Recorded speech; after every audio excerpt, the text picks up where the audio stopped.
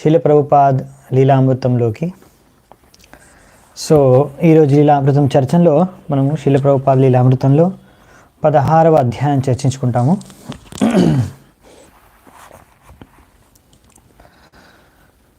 So మనము చూసుకున్నాము ఇప్పుడు ప్రభుపాద్ వారు అమెరికాకు వచ్చిన తర్వాత బట్లర్లో ఒక నెల ఉన్న తర్వాత డాక్టర్ యోగా మిశ్రా స్టూడియోలో కొన్ని రోజులు ఉన్నారు. ముందు వాళ్ళ ఇంట్లో, దాని తర్వాత స్టూడియోకి షిఫ్ట్ అయ్యి అక్కడ చిన్న రూమ్ షిఫ్ట్ అయ్యారు. దాని నుంచి మనం లాస్ట్ క్లాస్లో చూసుకున్నాము. అక్కడ నుంచి కూడా ఆయన కింద ఇంకొక రూమ్కి షిఫ్ట్ అయిపోయారు.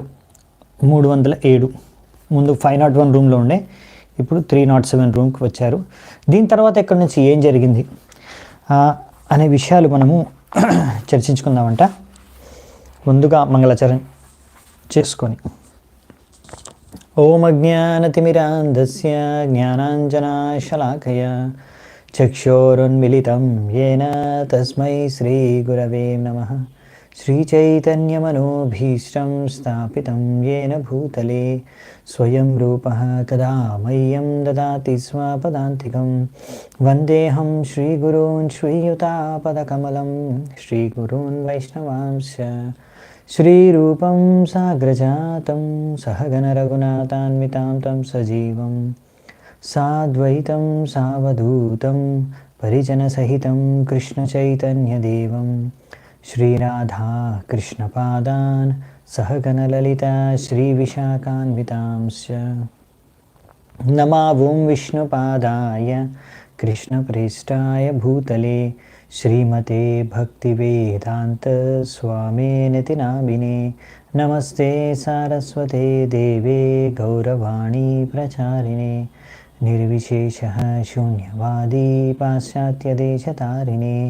నమో మహావదన్యాయ కృష్ణప్రేమప్రదాయతే కృష్ణాయ కృష్ణచైతన్య నామినే గౌరద్విషే నమః.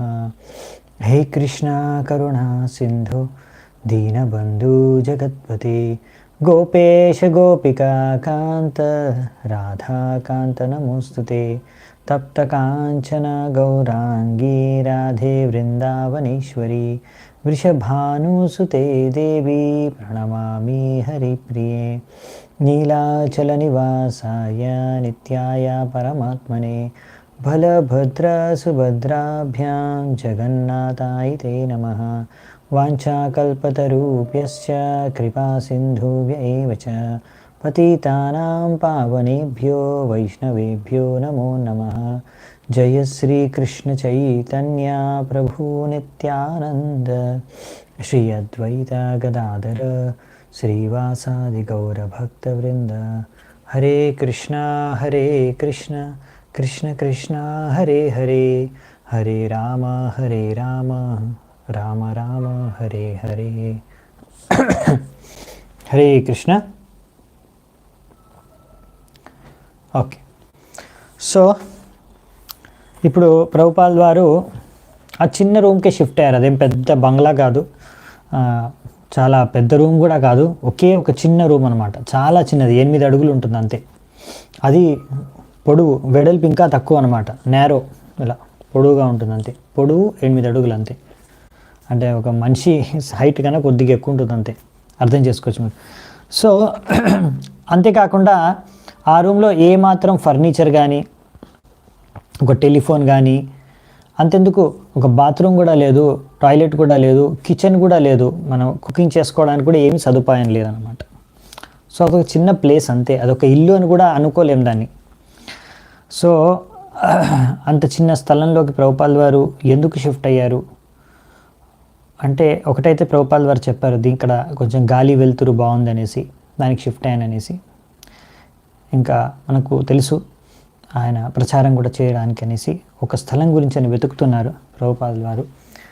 ఒక మంచి మందిరమే తీసుకుందామని ఎంతో ప్రయత్నించారు. దానికోసం ఫండ్స్ కోసం భారతదేశం నుంచి అన్ని రకాలుగా ప్రయత్నించారు, అది కుదరటం లేదు.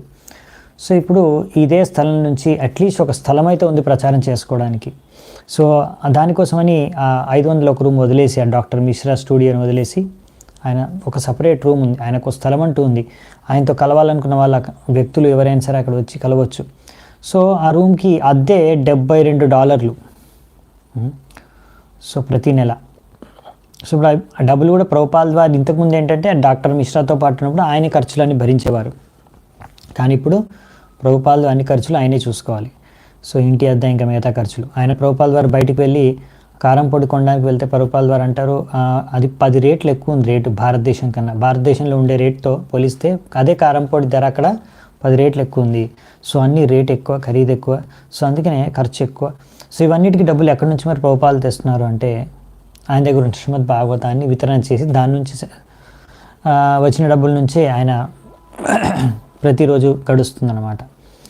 సో ఎంతో కష్టపడి అక్కడ ఎంతో ఖర్చుతో కూడుకున్న పనైనా అక్కడ ఎందుకు నివసిస్తున్నారంటే, ఇప్పుడు ఎందుకు షిఫ్ట్ అయ్యారంటే, ఇప్పుడు స్వతంత్రంగా ఆయన స్వేచ్ఛతో ఆయనకు ఎలా సంపూర్ణ సిద్ధాంతాన్ని ప్రచారం చేయాలనుకుంటున్నారు, ఏ విధంగా అలా చేయొచ్చు. ఎందుకంటే ముందు బట్లర్లో అక్కడ వాళ్ళ యొక్క ఇంట్లో ఉండడం వలన, వాళ్ళ ఫ్యామిలీలో ఉండడం వలన అదొక ఇబ్బందులు ఉన్నాయి అక్కడ.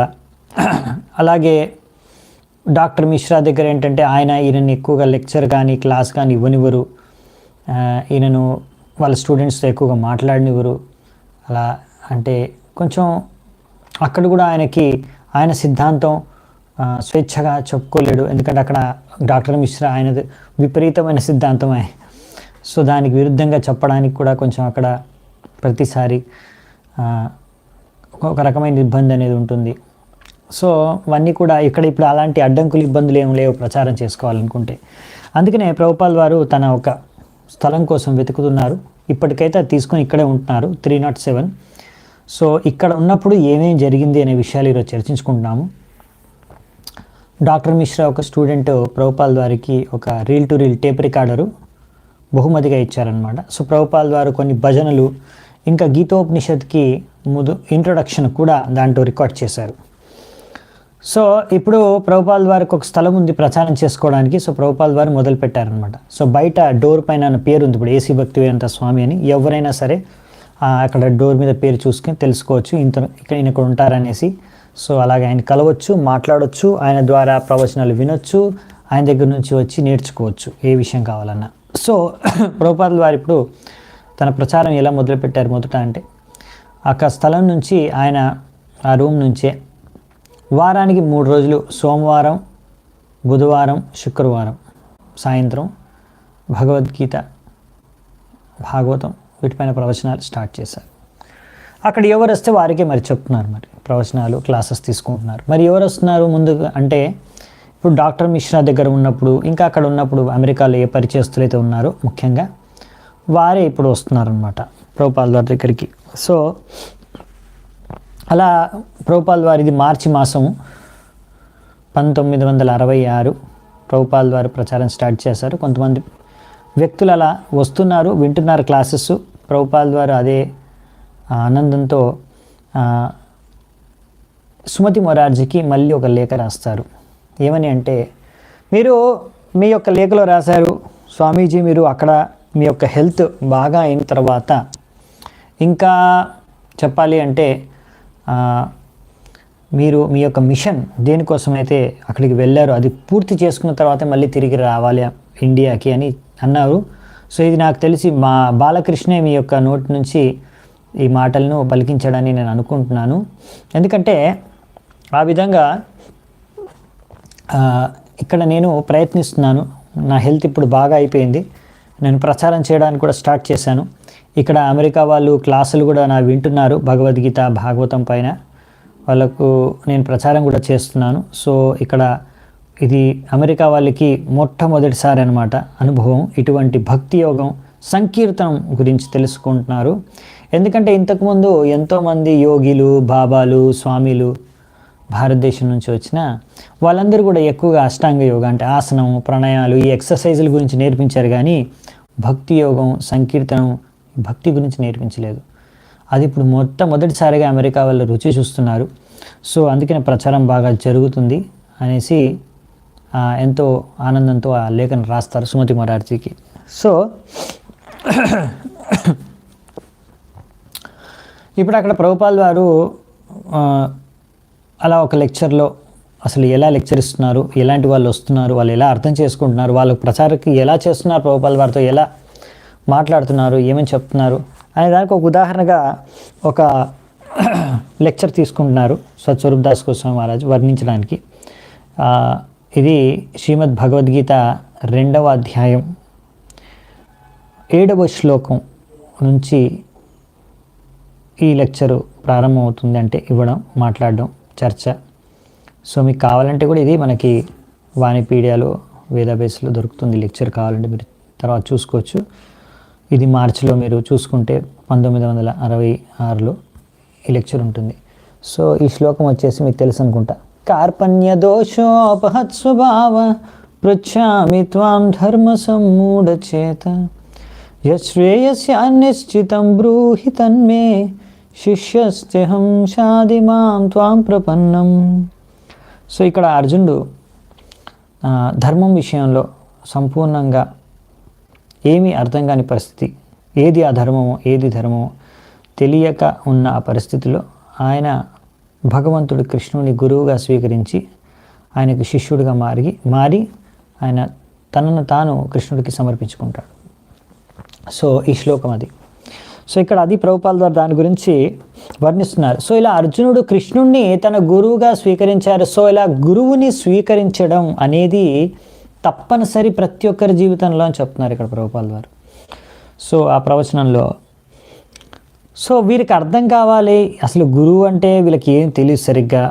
గురువుకి శరణాగతం అవ్వడం, గురువు దగ్గర అలా శరణాగతం అవ్వడం అంటే ఏమిటి, శిష్యుడిగా మారడం అంటే ఏమిటి, గురువు గురించి దీక్ష తీసుకోవడం అంటే ఏమిటి వీళ్ళకి తెలియదు. అందుకే ప్రభుపాల్ వారు కొన్ని ఉదాహరణలు చెప్తున్నారు అనమాట. మనం ఎలా గుర్తుపట్టచ్చు ఎవరైనా వ్యక్తి ఆయన తన ఆధ్యాత్మిక గురువు దగ్గర నుంచి లేకపోతే ఆధ్యాత్మికంగా శిక్ష తీసుకున్నాడు, గురువు స్వీకరించాడంటే ప్రభుపాల్ ద్వారా ఉంటే ఇప్పుడు ఎవరి దగ్గరైనా మీరు ఈ జంజం ఉంటుంది కదా, సీక్రెట్ థ్రెడ్ జంజం.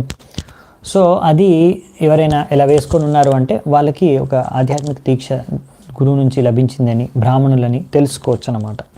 సో అది అక్కడ కూర్చున్న ఒక student mister Cohen, Harvey Cohen అని అంటున్నారు. కోహెన్, సో నువ్వు ఎప్పుడైనా ఇలాంటి సీక్రెట్ థ్రెడ్ని చూసావా, నీకు కనిపిస్తుందా, నేను వేసుకున్నాను చూడు. సో ఆ థ్రెడ్స్ చూస్తున్నారు వాళ్ళందరికీ కనిపిస్తుంది ప్రభుపాల్ వారు వేసుకున్న సీక్రెట్ థ్రెడ్ జంజం. సో దీని అర్థం ఏంటంటే సో ఒక గురువు నుంచి నాకు దీక్ష దొరికింది, నేను బ్రాహ్మణుణ్ణి అని. సో ఈ విషయం అర్థమవుతుంది అనమాట. అలాగే భారతదేశంలో ఎవరైనా వివాహం జరిగిందనుకోండి, ఒక స్త్రీకి ఆమె వివాహం జరిగింది అని ఎలా తెలుసుకుంటారు? ఆమె నుదుటి దగ్గర ఎక్కడైతే పాపిడి అంటారు కదా, జుట్టు డివైడ్ చేస్తారో అక్కడ నుదుటి దగ్గర అక్కడ సింధూరం పెట్టుకుంటారు, రెడ్ కలర్ మార్క్ ఉంటుంది. సో దాని ద్వారా ఒక వ్యక్తి చూడగానే ఈమె ఒక వివాహమైన స్త్రీ, ఒక మంచి కుటుంబానికి చెందిన ఒక వివాహమైన స్త్రీ అనే విషయం అర్థమైపోతుంది. సో అలా కొన్ని ఉదాహరణలు చెప్తాను అనమాట. అలాగే ఒకవేళ మధ్యలోంచి జుట్టుని పాపిడి తీస్తే, అంటే మధ్యలోంచి భాగం చేస్తే, డివైడ్ చేస్తే, పార్టింగ్ చేస్తే అప్పుడు అంటే ఆ స్త్రీ ఒక మంచి పరివారం నుంచి ఒక గౌరవనీయమైన పరివారం నుంచి వచ్చిన స్త్రీ అనే విషయంగా గుర్తించవచ్చు. అదే ఒక సైడ్ నుంచి పాపిడి తీస్తే ఆమె ఒక వేశ్య అని గుర్తుపట్టవచ్చు. భారతదేశంలో ఇలా వేదిక సంస్కృతిలో బయట కొన్ని రకరకాల చూసి గుర్తుపట్టవచ్చు. సో అలాగే ఒకవేళ ఒక స్త్రీ చాలా బాగా అలంకరణ చేసుకొని శృంగారం చేసుకొని ఉంటే అప్పుడు అంటే ఆమె భర్త ఇంట్లోనే ఉన్నాడు, దగ్గరే ఉన్నాడు అనే విషయం అన్నమాట. ఎక్కువగా ఆమె అంతగా అలంకరించుకోలేదు అంటే మేబీ ఆమె భర్త దూరంగా ఉన్నాడు, ఇక్కడ బయటికి వెళ్ళాడు అని. లేకపోతే అలాగే ఒక విధవ స్త్రీ అయితే ఆమె ఎలా ఉంటుంది, ఆమె వస్త్రాలు ఎలా ఉంటాయి. సో ప్రతి ఒక్కరి యొక్క బయట చూసేసే మనము కొన్ని ఇలా చిహ్నాలు చూసేసి అర్థం చేసుకోవచ్చు ఎన్నో విషయాలు. సో అలా ఇక్కడ సీక్రెట్ థ్రెడ్ గురించి ఒకటి చెప్పారు, జంజం గురించి ప్రభుపాల్ గారు.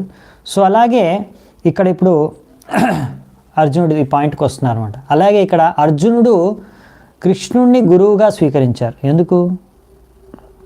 ఇప్పటివరకు వాళ్ళిద్దరూ ఫ్రెండ్స్గా ఉన్నారు, వాళ్ళిద్దరూ బంధువులు. సో చిన్నప్పటి నుంచి వాళ్ళు ఫ్రెండ్స్గానే తిరిగారు. సో ఎన్నో రోజుల నుంచి ఇప్పటివరకు ఫ్రెండ్స్గా ఉన్నారు. ఇప్పుడు ఇంకా ఫ్రెండ్షిప్లో, మిత్రత్వంలో ఎన్నో రకాలుగా మాట్లాడుకుంటూ ఉంటారు.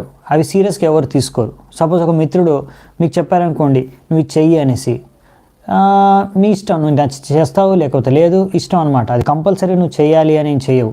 అదేదో ఆదేశం, నేను పాటించాలి, అది నా కర్తవ్యం అనే విధంగా నువ్వేం పాటించవు. మా ఫ్రెండ్ ఏదో అన్నాడు, సరే నచ్చితే చేస్తావు లేకపోతే లేదు. అది సీరియస్గా తీసుకో, క్యాజువల్గా తీసుకుంటావు. సో అలా అందుకనే అలా మిత్రత్వంలో మిత్రభావనతో ఉన్నంత వరకు ఎప్పుడు కూడా సీరియస్గా ఆయన ఇచ్చిన విషయాలు మనం తీసుకోమనేసే ఇక్కడ అర్జునుడు, ఇప్పుడు నేను నీకు మిత్రుడిని కాదు, ఇక్కడ నేను శిష్యుడిగా మారుతున్నాను. అందుకే అంటే అర్థం ఏంటంటే, ఇప్పుడు నువ్వు చెప్పే ఆదేశాన్ని నేను అనుసరిస్తాను, ఒక శిష్యుడిగా ఒక గురువు చెప్పిన ఆదేశాన్ని అనుసరిస్తాను. ఎందుకంటే గురువుగారి ఆదేశాన్ని ఉల్లంఘించకూడదు, గురువుగారి ఆదేశాన్ని పాటించాలి. అలా ఒక ప్రామాణికమైన గురువుని మనం స్వీకరించి ఆ గురువుగారి ఆదేశాన్ని మనం పాటిస్తే మన జీవితం ధన్యమవుతుంది. మనం భక్తి జీవితంలో ప్రగతి సాధిస్తాము, సరైన దిశలో మనం ముందుకెళ్తాము, తప్పు అనేది చెయ్యం. సో అలాగే ఒకవేళ మనం తప్పు గురువుని అంటే బోగసు డొంగి గురువుని కనుక స్వీకరిస్తే అప్పుడు అతను మనకి తప్పుడు దిశలో మార్గదర్శనం చేస్తాడు, మనం తప్పుదారులు పడతాము. సో అందుకనే మనము ఈ గురువుకి శిష్యుడికి ఇద్దరికి కూడా ఇదొక బాధ్యతాయుతమైన విషయం అన్నమాట. గురువుకి శిష్యుడిని స్వీకరించడం, శిష్యుడికి ఒక గురువుని స్వీకరించడం. సో అందుకనే ఇలా విషయాలు చెప్తున్నారు. అంటే గురువుని స్వీకరించాలి, చాలా ముఖ్యమైన విషయం అని. సో ఇప్పుడు వీరికి అమెరికా వాళ్ళకి ఎప్పుడు తెలీదు అసలు గురువు అంటే ఎవరు, అసలు గురువుని స్వీకరించడం ఏంటి, గురువుని స్వీకరించడం అవసరం అనేది విషయం కూడా వాళ్ళకి ఇంకా తెలియదు అనమాట. అందుకే అక్కడ ఉన్న ఒక స్టూడెంట్ అడుగుతారు, ఒకవేళ స్వామీజీ ఈ యొక్క శిష్యుడు అజ్ఞానంలో ఉన్నాడు అనుకోండి, అంటే ప్రభుపాల్ వారు అంటారు, ఓకే ఉంటే మరి అతనికి ఎలా తెలుస్తుంది సరైన గురువు ఎవరో, ప్రామాణికమైన గురువు అని ఎలా ఎంచుకోగలడు అంటే, అప్పుడు ప్రభుపాల్ అంటారు, కొంచెం జ్ఞానం అయితే అవసరం, కొద్దిగా జ్ఞానం అనేది అవసరం. ఎలాగంటే ఇప్పుడు మీరు ఒక స్కూల్లో జాయిన్ అవ్వాలనుకోండి, ఒక మంచి స్కూల్లో జాయిన్ అవ్వాలంటే మీరు వెతుకుతారు కదా, ఏ స్కూల్, అన్ని స్కూల్లో చూసి ఏది మంచి స్కూల్ అనేది వెతకడానికి, ఒక మంచి స్కూల్ అని తెలుసుకోవడానికి సరైన జ్ఞానం కొంచెమన్నా స్కూల్ గురించి, అసలు స్కూల్ అంటే ఏమిటి, స్కూల్లో ఏం జరుగుతుంది, ఎలా ఉంటుంది, ఎక్కడ ఉంటుంది అనే విషయం కొద్దిగానే తెలిసి ఉండాలి. అప్పుడే మీరు ఏదైనా సరైన స్కూల్ గురించి వెతకగలరు. లేకపోతే మీరు బట్టల షాప్కి వెళ్ళేసి నేను ఇక్కడ ఈ బట్టల షాప్లో నేను స్కూల్లో జాయిన్ అవ్వాలనుకుంటున్నాను, సో ఈ బట్టల షాప్కి వచ్చాను, ఇక్కడ జాయిన్ అవ్వచ్చా అంటే అది మూర్ఖత్వంగా ఉంటుందన్నమాట. సో అందుకే మనకు కొంచెం జ్ఞానం అయితే దీని గురించి సంబంధించి అసలు గురువు అంటే ఎవరు అనే విషయాలు మనకు తెలుసుకోవాలి. అసలు గురువు అంటే ఎవరు, ఎలా ఉంటారు, దాని గురువు అంటే వాళ్ళ బాధ్యత ఏంటి, శిష్యుడు అంటే ఏంటి, ఈ విషయాలు మనకు ముందు తెలుసుకోవాలి అని చెప్తున్నారు అనమాట. అది విని నాకు చాలా సంతృష్టి చెందాను. ఆ యొక్క ఆన్సర్ విని ఆ స్టూడెంట్ సంతృప్తి చెందాడనమాట. సో ఇలా ప్రభుపాల్ వారి లెక్చర్లో అప్పుడప్పుడు డాక్టర్ మిశ్రా అని కూడా ప్రశంసించేవారు. ఎందుకంటే చాలామంది డాక్టర్ మిశ్రా వాళ్ళ స్టూడెంట్స్ వచ్చేవారు క్లాస్కి. సో మీ డాక్టర్ మిశ్రా చాలా యోగాసనాలు అవన్నీ నేర్పించారు, కానీ అందులో ఒక మంచి విషయం నేర్పించింది ఏంటంటే, మీకు నేర్పించిన శిక్షణలో ఒక మంచి విషయం మీకు నేర్పించారు. ఏంటంటే మీరు ఈ దేహము కాదు, ఈ శరీరం కాదు, మీరు ఆత్మ అనే విషయం, ఎవరు నేను అనే విషయాన్ని మీకు నేర్పించారు. ఇదే విషయం మీరు భగవద్గీతలో నుంచి కూడా నేర్చుకోవచ్చు. ఇదే విషయం భగవద్గీతలో కూడా ఇచ్చారు. సో ఇలా ప్రభుపాల్ వారు అంటే భగవద్గీతలో కూడా ఈ విషయాలు ఉన్నాయి, మీరు భగవద్గీత నుంచి నేర్చుకోవచ్చు అనే విషయాలు కూడా వాళ్ళకి తెలియజేస్తున్నారు అనమాట. సో ఇలా ఓపికగా ఆ ప్రభుపాల్ ఉదాహరణలు తీసుకొని, ఇలా ఏమీ తెలియని వాళ్ళకి ఇంకా మనం చూస్తాం, కొన్ని ఉదాహరణలు తీసుకుందాము అసలు క్లాస్లో, ఎలా వాళ్ళకి ఏ విషయం తెలియదు అనే విషయాన్ని చూస్తాము. సో ప్రభుపాల్ వారికి ఏంటంటే, ఇప్పుడు ఎలాగైనా సరే వెంటనే కృష్ణ భావనామృతాన్ని ప్రచారం చేసి, కృష్ణ చైతన్యాన్ని ప్రచారం చేసి, వీళ్ళందరినీ ఎవరో ఒకరిని, కొంతమందిని మంచి భక్తులుగా మార్చేయాలి, వెంటనే అది కృష్ణ భావనామృతం వాళ్ళ ద్వారా విస్తృతం చేయాలి, విస్తారం చేయాలని తపనతో, తీవ్ర తపనతో. ఎందుకంటే ఇప్పుడు ప్రభుపాల్ వారు చూస్తున్నారు, నా యొక్క వయస్సు అయిపోతుంది, ఇంకా ఎక్కువ సమయం లేదు నా దగ్గర, సో ఎప్పుడైనా నేను చనిపోవచ్చు, ముసలివాడిని అయిపోయాను, సో అందుకనే నా దగ్గర ఎక్కువ సమయం లేదు, ఉన్న కొద్ది సమయంలోనే ఎలాగైనా సరే వెంటనే స్థాపించాలి, విశ్వవ్యాప్తంగా ఎలా స్థాపించాలి, అందుకే ఆయనకు ఒక అర్జెన్సీ ఉందన్నమాట, తపన వెంటనే చేయాలని ఒక లోపల భావన. కానీ ఇప్పుడు ఇక్కడ ఉన్న వాళ్ళు వచ్చేవారు ఏంటంటే, మనం చూస్తున్నాం, ఇక్కడ చూస్తున్నారు. అందుకే ప్రభుపాల్ వారు ఆలోచన ఎలాగైనా సరే కృష్ణుడి గురించి తెలియజేయాలి. సో చెప్తున్నారు, కృష్ణుడికి షడైశ్వర్యాలు ఉంటాయి, సో వాళ్ళకి ఎక్స్ప్లెయిన్ చేస్తున్నారు. సో మీరు ఎప్పుడైనా చూసారా, కృష్ణుడు ఎంతో అందంగా ఉంటారు, కృష్ణుడు ఎప్పుడు ముసలివాడవడు, కృష్ణుడు ఎప్పుడైనా మీరు ఏ పిక్చర్లో అయినా చూడండి, ఏ ఫోటోలో అయినా చూసుంటారు, యుద్ధ భూమిలో కూడా ఉన్నప్పుడు కూడా ఎప్పుడైనా ఒక యవ్వన వయసులో యువకుడిలానే కనిపిస్తాడు. చూసారా ఎవరైనా మీరు కృష్ణుడి ఫోటోని అంటే అందరూ ఇలా ముఖం తెల్లగా ఎర్ర ముఖం చూసుకుంటారు అనమాట.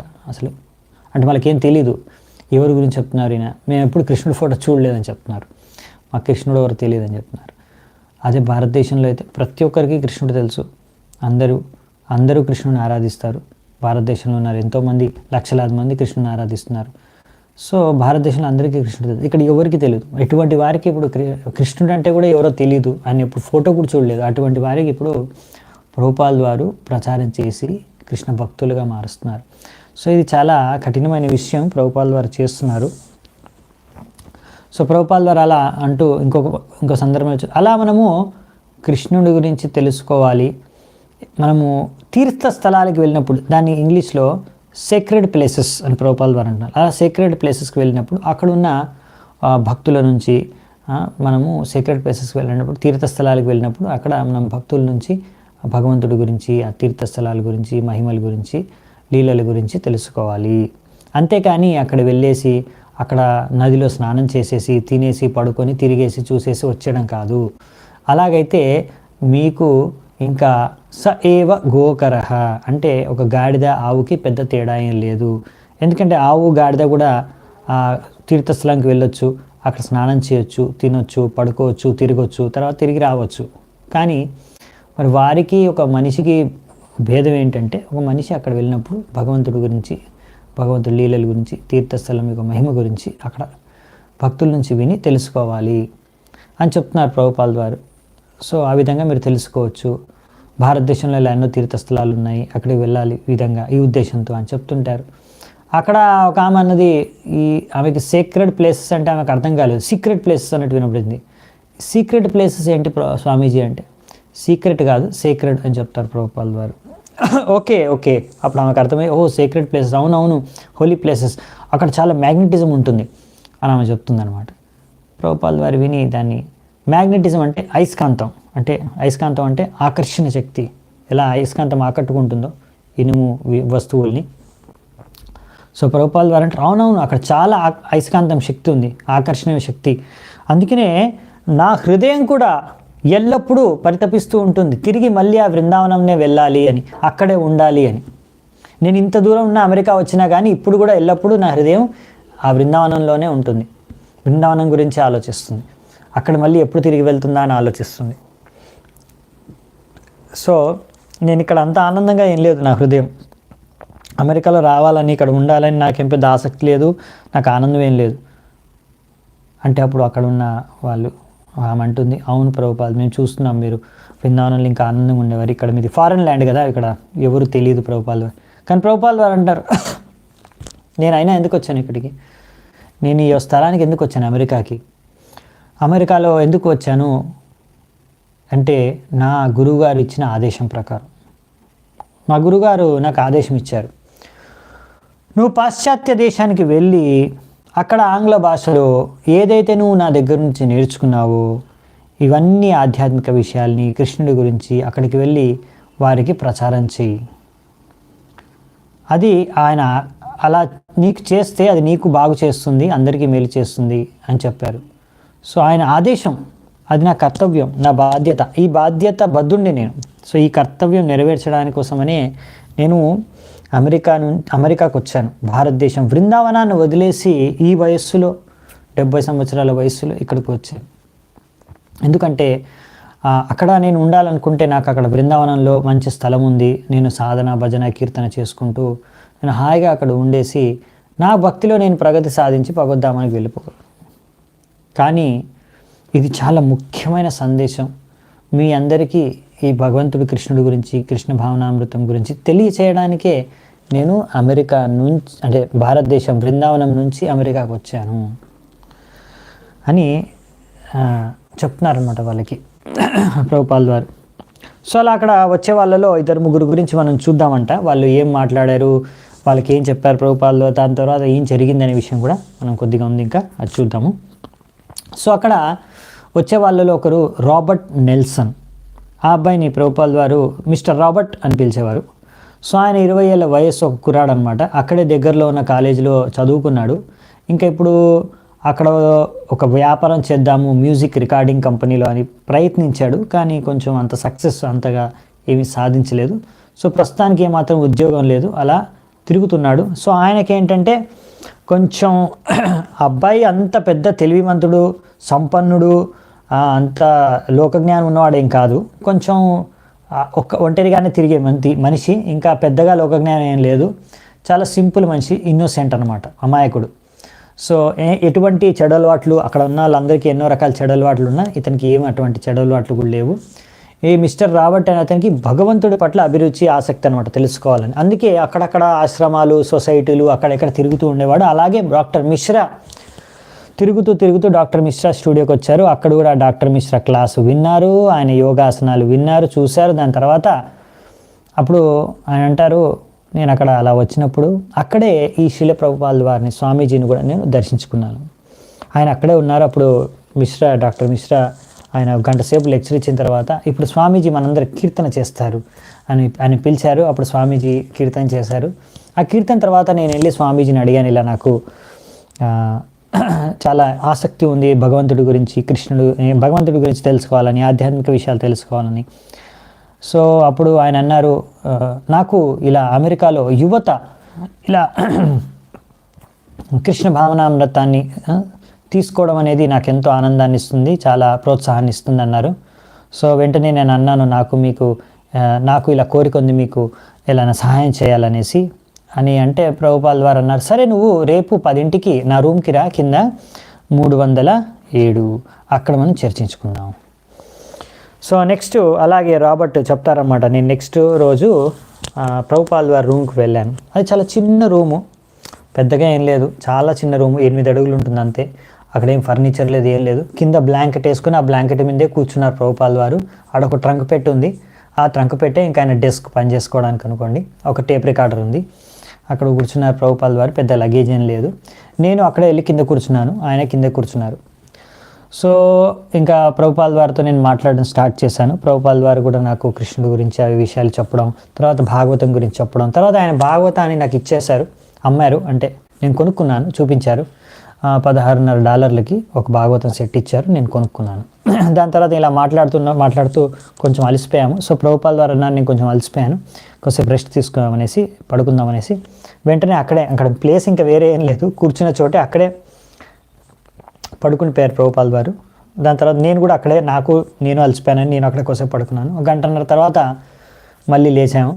అలా 1.5 గంటలు లేచిన తర్వాత మళ్ళీ ప్రభుపాల్ వారు ఇలా జపం అంటే ఏమిటి, హరే కృష్ణ. ఇంకొకటి ఏంటంటే, అలా శ్రీమద్ భాగవతం సెట్తో పాటు ప్రభుపాల్ వారు నాకు ఒక చిన్న స్లిప్ కూడా ఇచ్చారు, పేపర్ ప్రింటెడ్ స్లిప్. దాంట్లో హరే కృష్ణ మహామంత్రం ప్రింట్ అయి ఉంది. సో ఇలా భాగవతం ఈ పేపర్ హరే కృష్ణ మహామంత్రం స్లిప్ నాకు ఇచ్చేటప్పుడు ప్రభుపాల్ వారు ఎంతో ఆనందంతో పెద్దగా నవ్వుతూ నాకు ఇచ్చారు, ఒక మొత్తం ప్రపంచాన్ని నాకు ఇస్తున్నాను అనే ఆనందంతో. సో ప్రభుపాల్ వారికి తెలుసు దాని ప్రాముఖ్యత, అందుకే ఆయన అంత ఆనందంతో ఉన్నారు, ఒక వ్యక్తికి భాగవతం అందిస్తున్నాను అనే ఆనందంతో. సో ఈ విధంగా దాని తర్వాత అక్కడ ప్రభుపాల్ వారు నాకు ఎక్స్ప్లెయిన్ చేశారు. అక్కడ ఒక చిత్రపటం ఉంది, అది పంచతత్వం, మెయిన్గా సంకీర్తన చేస్తూ చెప్పాం కదా, సంకీర్తన చేస్తూ ఉన్న చిత్రపటాన్ని చూసి ప్రభుపాల్ వారు, ఆయన చైతన్య మహాప్రభు, ఆయన పార్షదులు నిత్యానంద ప్రభు, అద్వైతాచార్య, ఇంకా వాళ్ళ గురించి వివరాలు చెప్పారు. తర్వాత ఆయన గురు మహారాజ్, ఆయన భక్తి సిద్ధాంత ఠాకూర్ చిత్రం ఉంటే ఆయన గురించి చెప్పడం, ఇలా ఎన్నో విషయాలు నాకు చెప్పారు. దాని తర్వాత మెల్లిగా ఇలా రావడం, నేను రెగ్యులర్గా రావడం జరిగింది, ఆయనకు రెగ్యులర్గా కలవడం, క్లాసెస్ అటెండ్ అవ్వడం రెగ్యులర్గా. ఈ రాబర్ట్ అనే అతను కూడా రెగ్యులర్ స్టూడెంట్ అనమాట అక్కడ క్లాసెస్లో.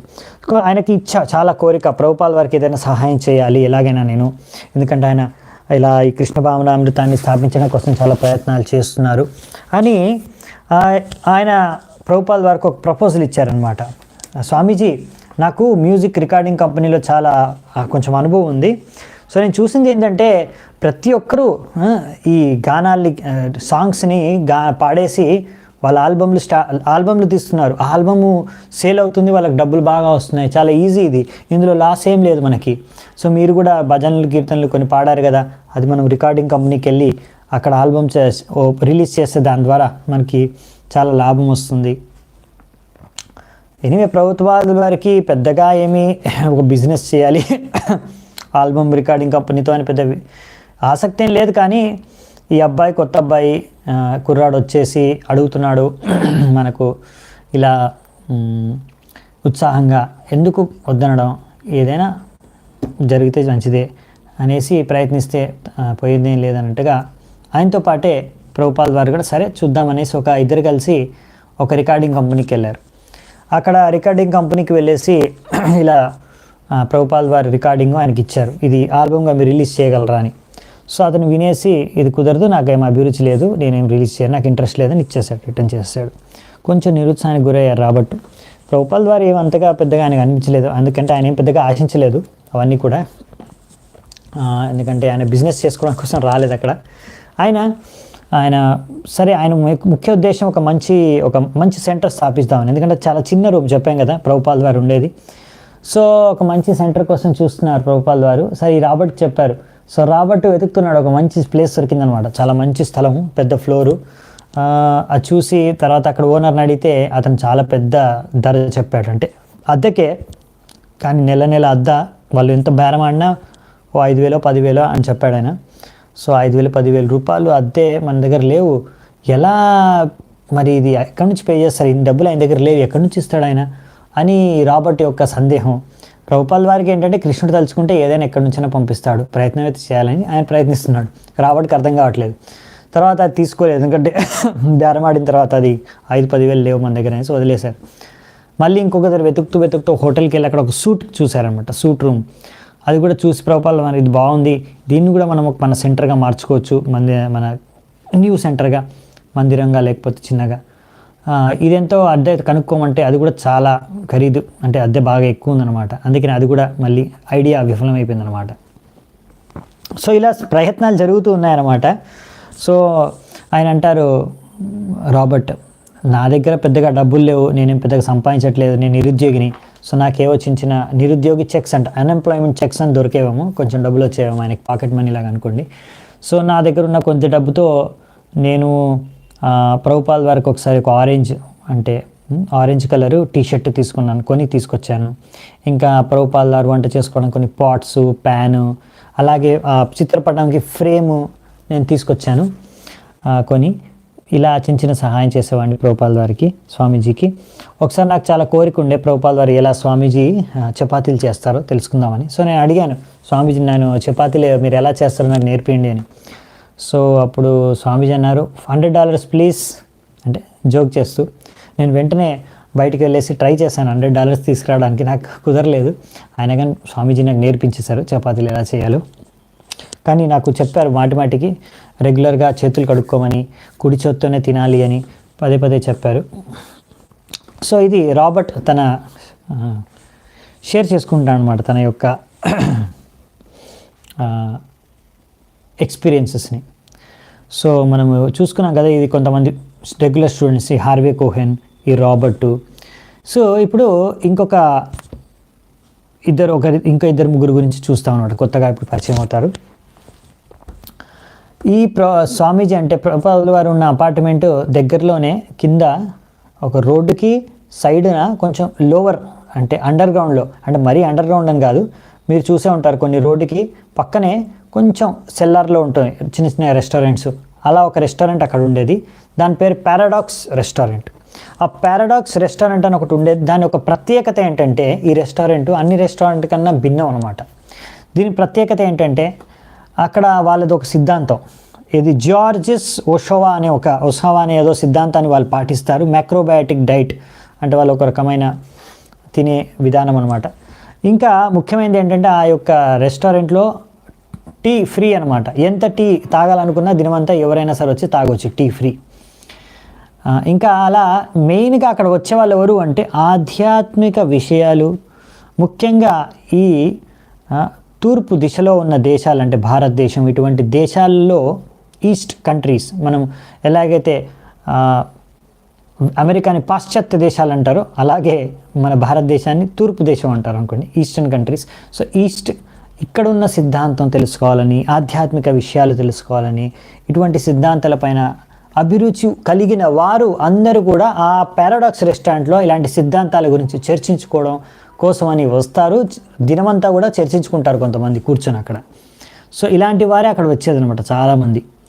సో ఈ హార్వే కోహన్ కూడా అక్కడ వెళ్ళేవాడు అప్పుడప్పుడు. అందులో ఒకతను పనిచేసేవాడు, బిల్ ఎప్స్టీన్ అని. ఆయన పారాడాక్స్ రెస్టారెంట్లో పనిచేసే వ్యక్తి.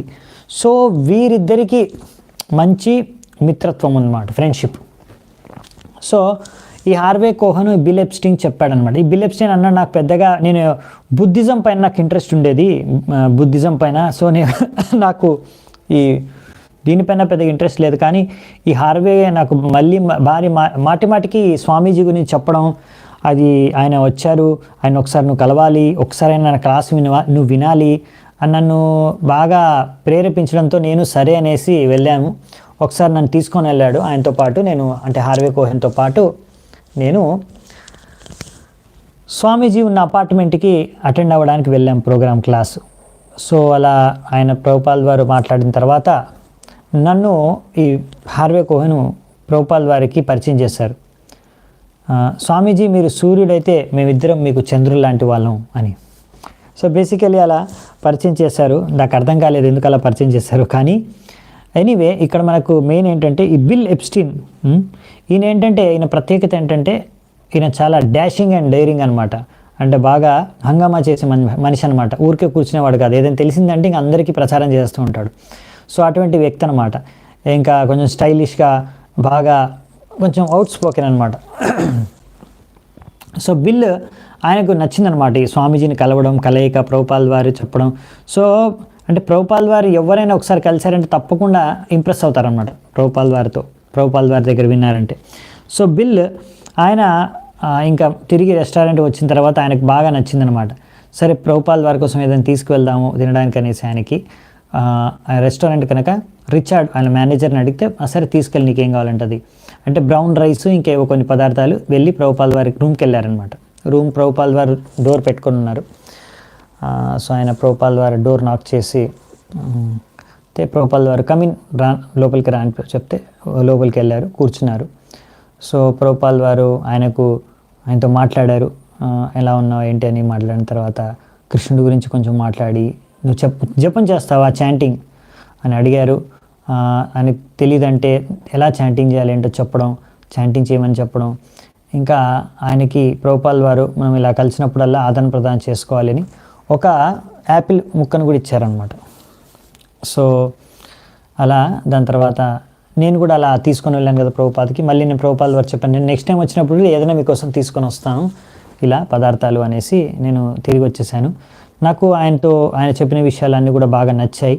సో అందుకే ఆయన గురించి నేను చాలా విషయాలు వచ్చిన తర్వాత రెస్టారెంట్లో చాలామందికి ఇంకా అక్కడ చెప్పడం, ప్రచారం చేయడం ఈ స్వామీజీ గురించి. సో చాలామంది ఈయన ప్రచారం ద్వారా అక్కడ నుంచి రెస్టారెంట్కి వచ్చిన వాళ్ళు చాలామంది ఎవరైతే ఇలా ఆధ్యాత్మిక విషయాలపైన ఇంట్రెస్ట్ ఉందో, అభిరుచి ఉందో, ఇక్కడ స్వామీజీ కొత్తగా వచ్చారు అక్కడ వెళ్ళడం, క్లాసులు అటెండ్ అవ్వడం. సో ఈ విధంగా జరుగుతుందన్నమాట. అలా జరగడం ఇంకా దాని తర్వాత అక్కడ అలా వెళ్ళే వాళ్ళలో ఒకరు, ఇంకొక అతని పేరు వచ్చేసి జేమ్స్ గ్రీన్. ఆయన 33 ఏళ్ళ వయస్సు, కార్పెంటరీ టీచర్ అనమాట ఆయన. సో ఆయన కూడా ప్రతి సాయంత్రము ఆ రెస్టారెంట్కి వచ్చి అక్కడ ఆయన భోజనం చేసేవాడు. సో అక్కడ బిల్ ఇంకా ఈ హార్వే కోహన్ వీళ్ళతో కలిసేవారు. వీళ్ళ ద్వారా ఆయనకు కూడా స్వామీజీ గురించి తెలిసిందనమాట. సో ఆయన కూడా అలా స్వామీజీ దగ్గర నుంచి భగవతం వినాలి అనేసి, భగవద్గీత క్లాసులు అటెండ్ అయ్యి వినాలి అనే కోరికతో ఆయన కూడా వెళ్ళడం, ఇంకా రెగ్యులర్గా క్లాసెస్ అటెండ్ అవ్వడం జరిగిందనమాట. సో అలా కొంతమంది ఆయన చెప్తాడు, ఆయన వాక్యాల్లో చెప్పేది ఏంటంటే, సో ఈ విధంగా నేను అక్కడికి రెగ్యులర్గా భగవద్గీత క్లాసులు వెళ్ళడం జరిగింది. దాని తర్వాత నాకు నచ్చి నేను రెగ్యులర్గా వెళ్తున్నాను. ఇంకా అలా చాలామంది ఇంకా క్లాసెస్ రెగ్యులర్గా అటెండ్ అయ్యే సంఖ్య పెరగడం స్టార్ట్ అయింది. సో ఒక సమయం వచ్చేసింది, ఆ చిన్న రూము చెప్పాం కదా, చిన్న రూమ్ అనేసి, ఆ రూమ్లో ఇంకా స్థలం సరిపోవడం లేదు. ఇక క్లాస్కి చాలామంది వచ్చేస్తున్నారు, ఓవర్ క్రౌడ్ అయిపోతుంది అనమాట. క్లాస్లో కూర్చోవడానికి స్థలం లేదు. ఇప్పుడు ఒక కొత్త స్థలంకి మారాలి, ఎందుకంటే మనకి దీనికన్నా పెద్ద స్థలం కావాలి ఎలాగైనా సరే. సో ఈ ఆలోచనకు వచ్చేసాం మేము. ఇప్పుడు స్వామీజీకి ఇక్కడ సరిపోవట్లేదు ప్లేస్, క్లాస్కి చాలామంది వస్తున్నారు, సరిపోవట్లేదు ప్లేస్, కనుక కొత్త క్లాస్కి వెళ్ళాలి. ఎక్కడికి షిఫ్ట్ అవ్వాలంటే ఆలోచనలో చర్చలో తేలింది ఏంటంటే, ఇప్పటివరకు దీనికన్నా ముందు ఈ పారాడాక్స్ రెస్టారెంట్ నుంచి జనాలు వచ్చేదానికన్నా ముందు ముఖ్యంగా ఈ యోగా మిశ్రా స్టూడియో నుంచి వచ్చే కొంతమంది స్టూడెంట్సే వచ్చేవారు. ఇంకా ఇలాంటి వాళ్ళందరూ కూడా చాలామంది సొసైటీస్, యోగా సొసైటీస్కి వచ్చేవాళ్ళు ఏంటంటే బాగా కొంచెం డబ్బున్న వాళ్ళు వచ్చేవారు, ఇంకా క్లాస్ సొసైటీ వాళ్ళు వచ్చేవారు అనమాట. ఇంకా కొంచెం ఏజ్డ్ వాళ్ళు కూడా వచ్చేవారు, కొంచెం విధువలు అలా కొంచెం ఓల్డ్ వాళ్ళు వచ్చేవారు, ఓల్డ్ క్రౌడ్ వచ్చేవారు అనమాట. కానీ ఈ క్రౌడ్ ఏంటంటే ఇక్కడ పారాడాక్స్ రెస్టారెంట్ వచ్చే క్రౌడ్ కొంచెం యంగ్ క్రౌడ్ అనమాట, యువత. ఇంకా ముఖ్యంగా ఏంటంటే వీళ్ళందరూ కూడా హిప్పీ కల్చర్ వాళ్ళని, కొంచెం హిప్ హాప్ యువత. అంటే వీళ్ళు ఎక్కువగా ఇంకా అంతగా వీళ్ళు డబ్బున్న వాళ్ళు, బిజినెస్ వాళ్ళు కాదనమాట. వీళ్ళందరూ కూడా కొంచెం స్టూడెంట్స్, యూత్. ఇంకా వీళ్ళందరూ ఏంటంటే ఎక్కువగా కొంతమంది డ్రగ్స్ కూడా అలవాటైన వాళ్ళు ఉన్నారు. కానీ వీళ్ళందరూ ఇప్పుడు వీళ్ళున్న ప్లేస్ ఏంటంటే అప్ టౌన్. కానీ వీళ్ళందరూ ఉండేది కొంచెం దూరంలో ఇంకో ప్లేస్ డౌన్ టౌన్ అంటారు. డౌన్ టౌన్లో ఉంటారు. ఇప్పుడు చాలామంది ఎవరైతే వస్తున్నారో కొంచెం చేంజ్ జరిగింది. ముందు ఓన్లీ అప్ టౌన్ వాళ్ళు కొంతమందే వచ్చేవారు, ఇప్పుడు డౌన్ టౌన్ నుంచి చాలామంది వస్తున్నారు. వీళ్ళందరూ పెద్ద పెద్ద జుట్టు ఉంటుంది, పెద్ద పెద్ద గడ్డాలు ఉంటాయి, వీళ్ళు హిప్పీ టైప్ ఇంకా పీపుల్ అనుకోండి. అందులోనే ఒకరు డేవిడ్ అలెన్. సో ఆయన 21 ఏళ్ళ వయస్సు కురాడు, ఆయన కూడా వస్తున్నాడు. సో ఆయన చెప్తాడనమాట, మేము ఆ టైంలో ఇంకా డౌన్ టౌన్ నుంచి చాలామంది ఇక్కడికి వస్తున్నారు క్లాస్ అటెండ్ అవ్వడానికి. ఇంకా అక్కడ ఉన్న వాళ్ళకు ఇటువంటి విషయాలపైన చాలా ఆసక్తి. ఇంకోటి ఏంటంటే స్వామీజీ ఏంటంటే వీరికి కూడా భగవద్గీత గురించి చెప్తున్నారు. ఎందుకంటే ముందు వచ్చిన భారతదేశం నుంచి వచ్చిన ఎన్నో యోగా సొసైటీలు, స్వామీజీలు వాళ్ళు ఏంటంటే డబ్బున్న వాళ్ళకి మాత్రమే, క్లాస్ వాళ్ళకి మాత్రమే ఈ యోగా నేర్పించేవారు, వాళ్ళకే క్లాసులు ఇచ్చేవారు. వీళ్ళని ఎవరు పట్టించుకోలేదన్నమాట డౌన్ టౌన్లో ఉండేవారిని. ఎందుకంటే వీళ్ళ దగ్గర డబ్బులు లేవు ఎక్కువ, ఇంకా ఎక్కువగా వీళ్ళు కొంచెం డ్రగ్స్కి అలవాటు పడిన వాళ్ళు ఇలా తిరుగుతూ ఉంటారు, హిప్పీస్ అనేవాళ్ళు. సో వీళ్ళని ఎవరు పట్టించుకోరనమాట. సో కానీ ఈ స్వామీజీ మాకు కూడా సమయం ఇస్తున్నారు, మాకు కూడా ఈ భగవద్గీత నేర్పిస్తున్నారు. సో చాలామందికి ఈ ఆధ్యాత్మిక విషయాలు కూడా నేర్చుకోవాలి. ఇప్పుడు ఈ డేవిడ్ కూడా డ్రగ్స్ తీసుకునేవాడు, ఎల్ఎస్డి అని చాలా ఫేమస్ అనమాట. అంటే ఎందుకంటే అప్పట్లో అమెరికాలో ఒక సిద్ధాంతం ఏంటంటే మీరు ఆధ్యాత్మిక గురించి తెలుసుకోవాలి అంటే మీరు డ్రగ్స్ తీసుకుంటే అప్పుడు మీ మెదడు ద్వారా మీరు ఆధ్యాత్మిక విషయాలను అర్థం చేసుకోవచ్చు అని. సో ఆ ఉద్దేశంతోనే చాలామంది డ్రగ్స్ కూడా తీసుకునేవారు అనమాట. ఆ మత్తులో వాళ్ళు అనుకునే వాళ్ళు మాకేవో అర్థమైపోతున్నాయి కొత్త అని. సో ఇలా ఈ డేవిడ్ అలెన్ కూడా ఎల్ఎస్డి తీసుకునేవాడు. కానీ ఆయన ఇలా ఆధ్యాత్మిక విషయాల కోసమే ఎల్ఎస్డి కూడా తీసుకునేవాడు. అలాగే ఆధ్యాత్మిక విషయాలు నేర్చుకోవడం కోసమని చాలామంది ఇలా ప్రభుపాద్ వారి క్లాసుకు కూడా వస్తున్నారు. అందుకనే ఇప్పుడు ఎలాగైనా సరే ఈ స్వామీజీ మనము డౌన్ టౌన్కి తీసుకెళ్తే అక్కడ చాలామంది ఉన్నారు ఆసక్తిగా వినేవాళ్ళు. సో స్వామీజీ క్లాస్కు చాలామంది రాగలరు, చాలామంది వస్తారు. సో మనం డౌన్ టౌన్కి స్వామీజీని ఇక్కడ నుంచి క్లాసు, ఈయన రూము, ఇల్లు అక్కడికి షిఫ్ట్ చేయడం ఉచితం అని వీళ్ళు ఇప్పుడు చర్చించుకుంటున్నారు స్వామీజీతో పాటు. ఈ నిర్ణయం తీసుకుంటున్నారు. సో మరి ఇప్పుడు స్వామీజీ డౌన్ టౌన్కి వెళ్తారు. అక్కడ నుంచి ఒక కొత్త ఫేస్ ప్రీచింగ్ మొత్తం చేంజ్ అవుతుంది. అక్కడ నుంచి ఇంకో హిప్పీ, మీరు వినే ఉంటారు కదా, హిప్పీస్కి కూడా ప్రభుపాద్ వారు ప్రచారం చేసి వాళ్ళని హ్యాపీస్గా మార్చేశారు. సో ఇవన్నీ విషయాలు దీని తర్వాత నుంచి స్టార్ట్ అవుతాయి అన్నమాట. సో ఇప్పుడు కానీ డౌన్ టౌన్కి అక్కడ షిఫ్ట్ అవ్వబోతున్నారు ప్రభుపాద్ వారు. అది అక్కడ వెళ్ళిన తర్వాత అక్కడ నుంచి ఎలా ప్రచారం ముందుకెళ్ళింది, ఇంకో ఏమేమి మలుపులు తిరిగాయి, అక్కడ కూడా కొన్ని రకాల ఇబ్బందులు ఎదుర్కొంటారు. సో అందులోంచి మళ్ళీ ఎన్ని ఇబ్బందులు ఎదుర్కొన్నా ప్రతి ఇబ్బంది ద్వారా ఒక నెక్స్ట్ స్టెప్ వేస్తున్నారు ప్రభుపాద్ వారు. దాని ద్వారా ఒక మంచిగా జరుగుతుంది ప్రచారం విషయంలో. సో అదేంటనేది మనము వచ్చే క్లాస్లో, వచ్చే అధ్యాయంలో చర్చించుకుందామంట.